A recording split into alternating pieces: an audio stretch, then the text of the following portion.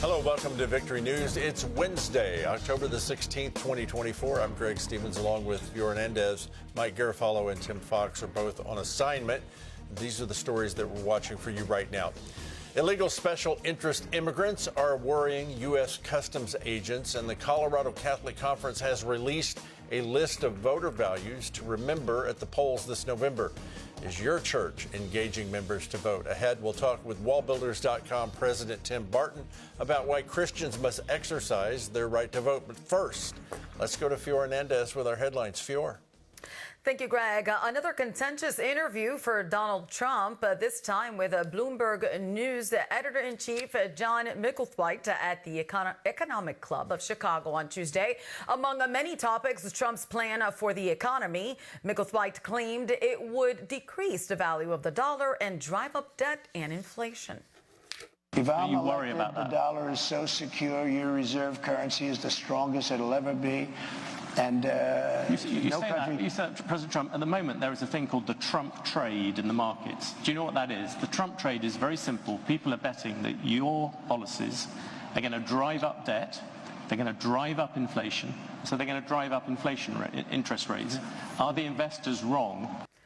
The former president responded by saying he had 4 years and no inflation. And Micklethwait also took aim at Trump's proposed tariffs. Criticized you on this as well. You are running up enormous debt. What does the Wall Street Journal know? I'm meeting with them tomorrow. What does the Wall Street Journal know? They've been wrong about everything. So have you, by the way. You've been wrong about You're trying to turn this. You're trying to turn this. You've been wrong about No, you're trying to turn this into debate. The fiery exchange lasted about an hour. Democrat candidate Kamala Harris declined an interview on the same platform. Vice presidential nominee J.D. Vance reached out to women voters Tuesday night at a town hall in Pennsylvania.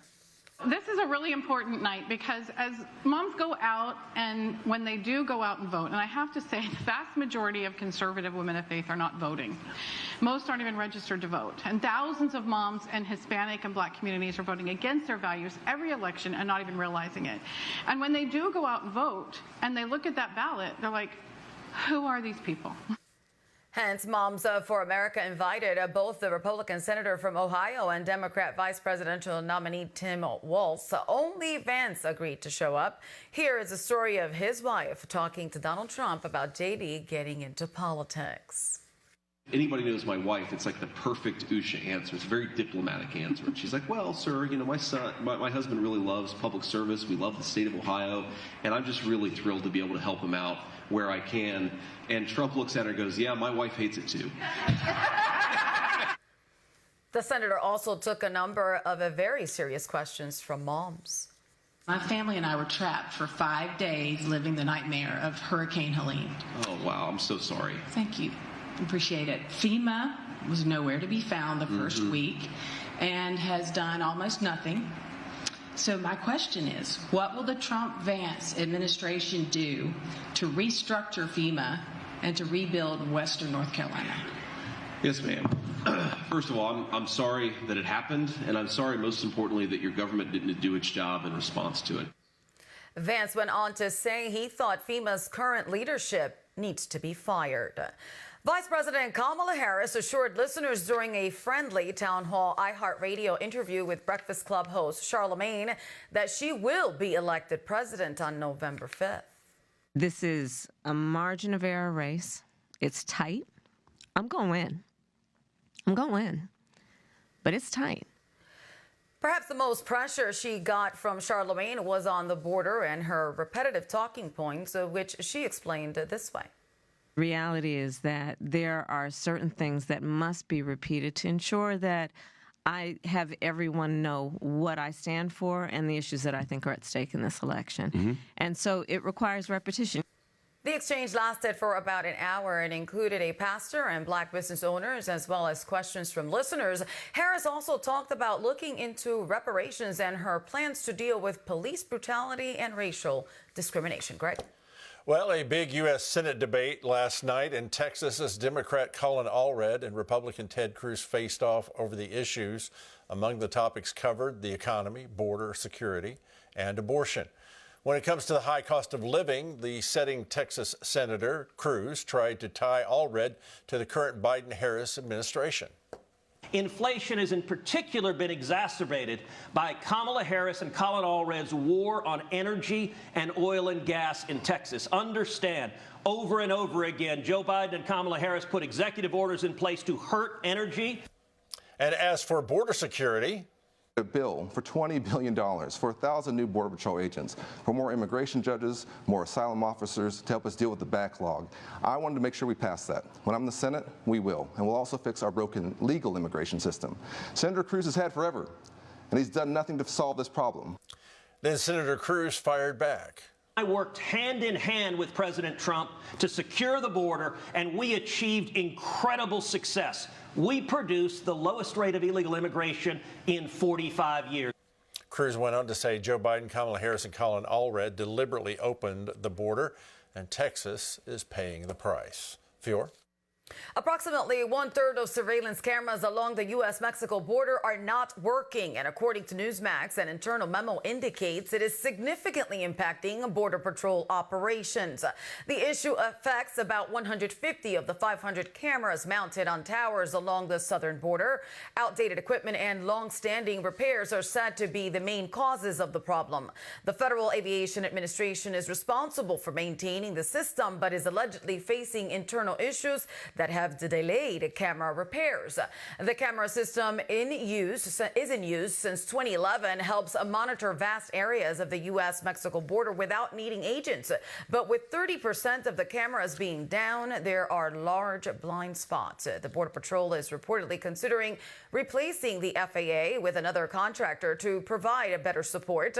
Meanwhile, the FAA plans to send workers to fix the cameras, and Customs and Border Protection has installed 300 new towers with advanced technology to reduce reliance on outdated systems. This as more than 500 migrants crossed into Eagle Pass, Texas this past weekend, especially concerning to Customs and Border Protection due to the presence of, quote, special interest aliens from countries such as Iran, Egypt, Afghanistan, and Turkey. Since Friday, several migrants from these nations have been arrested after illegally crossing the Rio Grande. And according to Breitbart News, since Friday, 102 children have crossed the border alone, accounting for about 20% of the recent groups. Texas Department of Public Safety confirmed these reports and shared images of the crossings. Greg? Well, let's talk with the president of WallBuilders.com, co-author of the American Story, Victory News contributor Tim Barton. Welcome to Victory News, sir. Thanks, Greg. Good to be with you guys. So President Trump was interviewed by Bloomberg at the Chicago Economic Club, where he dubbed the Republicans the party of common sense. Listen to this. We need borders. We need fair elections. We don't want men playing in women's sports. We don't want transgender operations without parental consent. You know, there's so many things, but it's 99.9% is common sense. There it is. Can he be any clearer to the media and to the nation what he's saying? Yeah, it really is something that should be very obvious to most Americans. And I think a lot of these things are obvious to most Americans. It's just there's so much dishonesty. There's so much to unweave. In fact, even as Fiora pointed out earlier, first covering this story, is President Trump was in a pretty hostile interview. So instead of going to a place where there's some intellectual honesty and they say, hey, tell us what is your economic plan to help America recover from this economic crisis we are in with inflation, et cetera. Instead, they're asking very pointed, aggressive questions about why won't your economic plans work and why are you the problem? And so President Trump was able to navigate back to say, hey, look, let's acknowledge some of the obvious truths. And I think more and more Americans are recognizing the obvious truths in spite of some of these hostile interviews. Okay, to your point, I think this will help drive that home. I want to play a soundbite of Kamala Harris on the Breakfast Club yesterday talking about this election. And then we're going to play Representative Marjorie Taylor Greene at a Georgia Trump rally. Here it is. Because there are two real paths right now. The man has told you he intends to terminate the Constitution. The man has told you all these things about his disregard and disrespect for your freedoms and liberty. It's not white versus black. It's not the right versus the left. It's not man versus woman. It's not rich versus poor. It is the federal government versus you. Okay, Tim, your reaction to Harris's imagery of Trump wanting to destroy the Constitution, and Green framing the election as the government versus the American people. Well, one of the problems we see with the Harris interview is when she makes a claim like he's told us he wants to remove the Constitution, there should be a follow-up question like, oh, wow, when did he say that? Because if that's what he said, that's an ad that Democrats should run on every TV, every news outlet forever, that Trump has said, and we have the clip right here. Here's the soundbite. Instead, she's given these softball questions where she's allowed to say all kinds of nonsense, and there's no follow-up questions.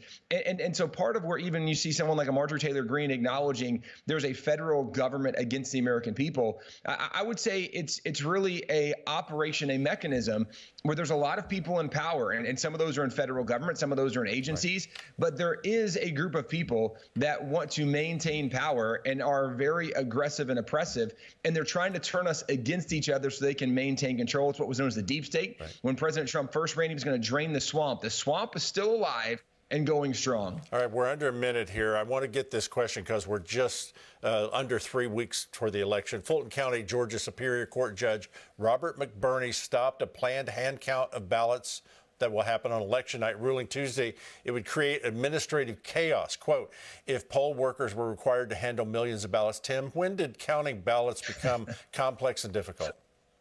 Right. And the idea this is so complicated for all of these workers, I would point out there are thousands of homeschool moms in the area that would gladly volunteer. In fact, I think most Americans would gladly volunteer to go help. And this is where we're just being dishonest, saying, well, guys, it's too hard to do it the right way where there's integrity and transparency. And this is why people have so much distrust for so much of the government and systems in play. What does it say about the people they hire to do the poll? Anyway, we'll come back in just a minute. Fior.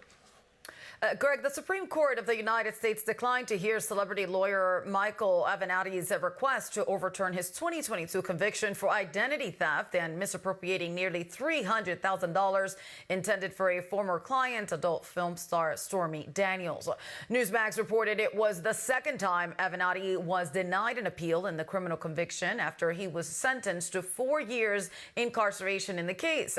Avenatti appealed to the U.S. Supreme Court after the Manhattan-based Second U.S. Court of Appeals upheld the conviction in March, rejecting his claim that a 2023 Supreme Court ruling narrowing the scope of the aggravated identity theft statute made the evidence of his guilt insufficient. In May, the High Court also rejected Avenatti's request to overturn his conviction in defrauding a youth basketball coach he had represented in extorting Nike athletic wear. The Pentagon announced Tuesday it upgraded the discharges of more than 800 veterans kicked out of the military for violating the Don't Ask, Don't Tell policy of openly serving homosexuals. The nearly 13,500 individuals who were administratively separated under Don't Ask, Don't Tell policy and served long enough to receive a merit-based characterization of service, 96% now have an honorable discharge. According to Newsmax, roughly 820 service members will now receive honorable discharges. The Don't Ask, Don't Tell policy was in place from February of 1994 to September of 2011, during which time service members couldn't be open about their sexual orientation. If it became known they had an alternate sexual lifestyle, they were separated from the service. Defense Secretary Lloyd Austin said Tuesday, quote, "We will continue to strive to do right by every American patriot who has honorably served their country." Greg? Next story is a little tough to take, but a gender-confused male student brutally assaulted a female student on a school bus outside a Maine high school, leaving the girl with a concussion, vision impairment, and bite marks on her face. The victim's parents told the Maine Wire the biological male struck their daughter in the head with a steel water jug, pinned her to the sidewalk, gnawed on her eye, and smashed her head on the concrete, all while growling. The so-called trans student had recently started estrogen shots, according to Breitbart News, and was also the subject of a previous incident where students protested his using female restrooms. Allegedly, he was, quote, peering at girls through restroom stalls. The victim's mother told the Maine Wire her daughter was screaming and crying for help. The school officials did little to intervene. Both of the students were suspended. The victims' parents are pursuing legal action against the attacker, the school district, and the high school principal. Fior. Greg, North Carolina Republican gubernatorial candidate Lieutenant Governor Mark Robinson has filed a $50 million defamation lawsuit against CNN. Just the News reports Robinson made the announcement on Tuesday, about a month after CNN aired a report tying him to a series of racist and sexually graphic comments in an online pornography platform.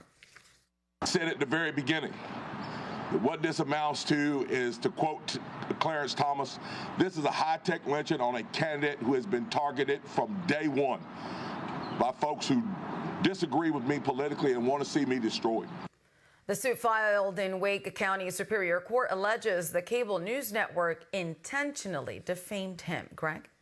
All right, a recent trend supporting parental authority as well as the rights of faith and free speech being protected by judges is encouraging.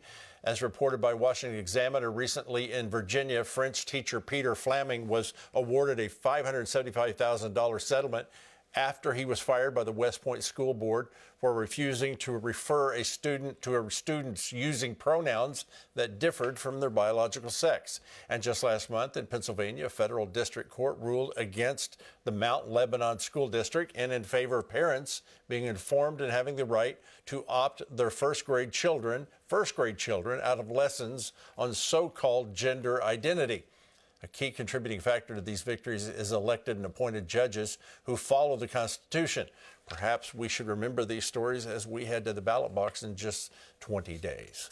The Colorado Catholic Conference has released a list of 10 values Catholics should prioritize when determining whom to vote for in the upcoming election. At the top is the life of the unborn.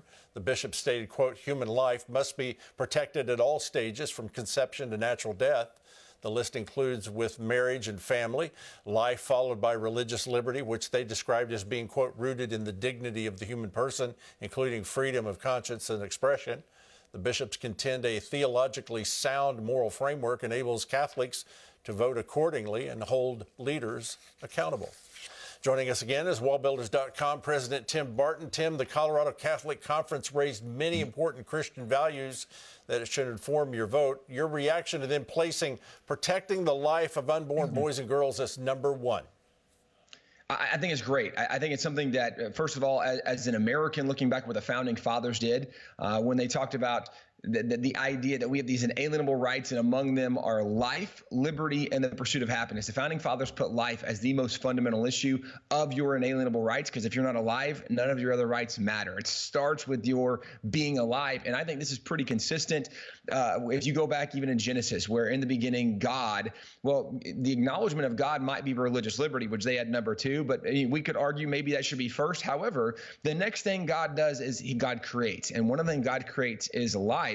So we know God is the author and giver of life. So religious liberty and life, biblically and historically, are the top issues in America, but also even biblically and as Christians. And I think it's great to see people of faith acknowledging the most important things that we should care about, and even in election season that we should prioritize on our votes. Life and religious liberty have to be important issues for us as we vote. All right, big news this morning, Tim, as the Biden-Harris administration now admits that Afghan national Nasser Tawhidi, accused of plotting an election day terror attack, did not undergo certain vetting. They previously claimed that he passed. The news upends claims officials made last week that Tawhidi was vetted 3 times. Your reaction to the administration being wrong that many times? Well, unfortunately, my initial thought is I'm not surprised. And I say unfortunately because when we're at the place that we're not surprised when the federal government was dishonest to us, that's a really bad place to be. It's not dissimilar, by the way, when reports have come out that Kamala Harris plagiarized many excerpts, a significant portion of a book she wrote many years ago, and the media has largely not reported on the story. And Americans are like, yeah, it's not really a surprise to us. This is a problem when we are at the place when there is almost an expectation of dishonesty. dishonesty from the media, from politicians, from the federal government. So unfortunately, I'm not surprised, knowing that we have an open southern border, knowing there's not a proper vetting process for so many that are coming through, and knowing that the federal government's being dishonest. This is the reality of where we are, and this is also why it makes even more of a difference that we get involved in the election process. Because if we don't choose different leaders who, maybe going back to Exodus 18, that we choose capable men of truth, hating covetousness, right? Wait a second, I'm missing one, Greg. Able men, that fear God, men of truth, hating covetousness. If we don't reprioritize those things, well, right now we have people that aren't men of truth. They don't hate covetousness. They don't fear God, and they're not very capable. We have to elect different people that have a different standard. Okay, let's talk about manhood for just a moment. Florida Congressman Byron Donalds reminded the media and the Harris campaign that Americans know that they're lying about American men. And for the liberal news and for the Harris campaign, if you want to call it toxic masculinity, be my guest. You know what we call it? We call it manhood. And manhood is needed in America today. All right, so what kind of strategy is it to call manhood toxic masculinity when you're losing male voters? Yeah, it's a poor strategy, and it's why we're seeing right now Kamala Harris is doing a lot with the Harris Waltz campaign, where Tim Waltz was going to go on a hunting expedition and then had a hard time loading his shotgun, didn't kill any birds. Kamala Harris is now reaching out to black men in America. They're making this appeal, but they've been wrong on this for generations, for decades. When we see natural disasters hit, you don't see the feminists going to North Carolina. You don't see feminists going to Florida. You see men. You see masculinity, and this is what we need more of in America, not less of. So it's a poor campaign strategy, but it's also just bad policy for our nation in general. All right, Tim Barton, thank you so much. Bring you back here in a couple of minutes.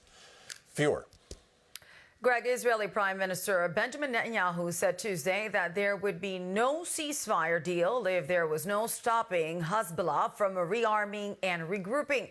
Netanyahu recently sent the message to French President Emmanuel Macron after he's called for a ceasefire between Israel and Iran-backed Hezbollah, as well as an end to arms exports used in the Gaza Strip and Lebanon.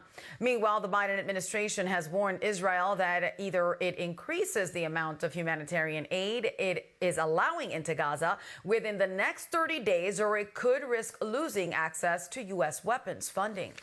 What we have seen over the past few months is that the level of humanitarian assistance has not been sustained. In fact, it has fallen by over 50% from where it was at its peak. So the Secretary, along with Secretary Austin, thought it was appropriate to make clear to the government of Israel that there are changes that they need to make again to see that the level of assistance making it into Gaza comes back up from the very, very low levels that it is at today. The warning was sent via letter by Secretary of State Anthony Blinken and Defense Secretary Lloyd Austin to Israeli Prime Minister of Defense Yoav Gallant on Sunday. According to a recent Gallup poll, trust in U.S. media has plummeted to unprecedented lows in 2024, revealing a deepening lack of trust between the public and most establishment media corporations. According to the Gallup poll, trust in the media dropped to a historic low in 2024, with only 31% of Americans expressing confidence in news reports. The loss of credibility seems to stem from several high-profile, wrongly reported stories, like the Hunter Biden's laptop scandal, which Mark Zuckerberg admitted Facebook wrongly censored, according to a Fox News report.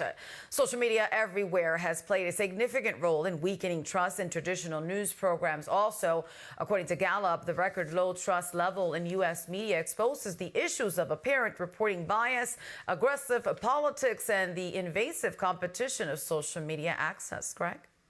Before Tuesday night's Moms for America Town Hall event with J.D. Vance just outside of Philadelphia, Victory News anchor and managing editor Mike Garofalo was unexpectedly called up to the stage. With a name like Victory News, let's give him some applause.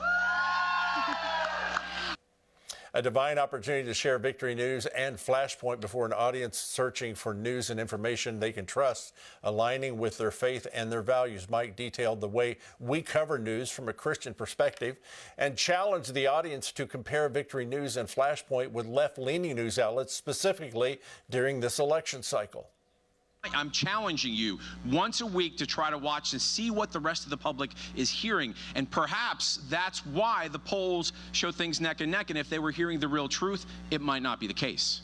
All right, we're praying for it, and I'm asking you to join us to pray for more unique opportunities like that to share what we do here on Victory News and the Victory Channel. Before we go, let's bring back Tim Barton again. Tim Barton, Proposition 3 in California is a potential bill that would functionally legalize child brides, incestuous marriage, polygamy, bigamy, and it opens the door by replacing the phrase in the state constitution that says only marriage between a man and a woman with one that says the right to marry is fundamental right. So should Christians in California be taking this one seriously? Absolutely, we should. What we know is when God created and it's God purpose, God made the individual, then God made the family. From the family, God creates institutions and order. There was government, there was a church, but all these things build as it goes. And when you see the breakdown of the nuclear family, there's going to be a weaker impact in the church, and there's going to be weaker government systems. And obviously, this is not what God intended. Jesus in Matthew 19 says right from the beginning, it was one man and one woman. And when we are seeing now the opportunity to have a voice in what's happening in California, Christians have to recognize the importance of this and be involved. Marriage is not just something that government came up with. Marriage is something that God came up with. Right. And God put boundaries on what marriage should be, and Christians should uphold that standard. Now, you shared a wonderful quote from Frederick Douglass that formed his political perspectives and actions. It was what he recommended to everyone. It's Proverbs 14:34. It says, righteousness exalteth a nation, sin is a reproach to any people. Is this a standard we need to apply in November?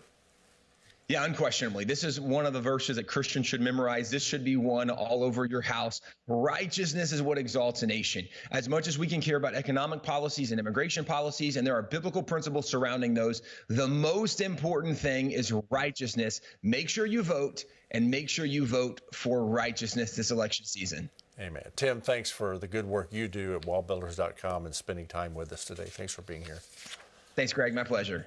As we go today, what is righteousness? Righteousness means right standing with God. That's all it means, that we have right standing with God. There's nothing that you can physically do that will give you righteousness. It's received by Him. It's accepting Him as your Savior. 877-281-6297, 877-281-6297, a phone number you can call right now, and a licensed prayer minister will pray with you. I encourage you to use the phone and make that call.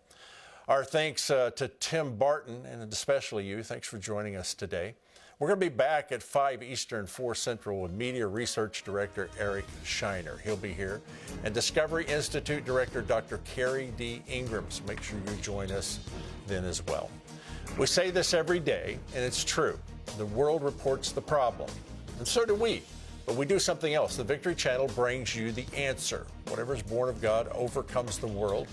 This is the victory that's overcome the world, our faith. You're a world overcomer with your faith in Christ Jesus. 1 John chapter 5 and verse 4. Now, special announcement. Those of you that are watching on the Victory Channel, be sure to stay with us when our very own Tim Fox brings you Faith Warehouse immediately following Victory News. So stay in faith. God bless you. And we'll see you this evening at 5 Eastern. Bye for now.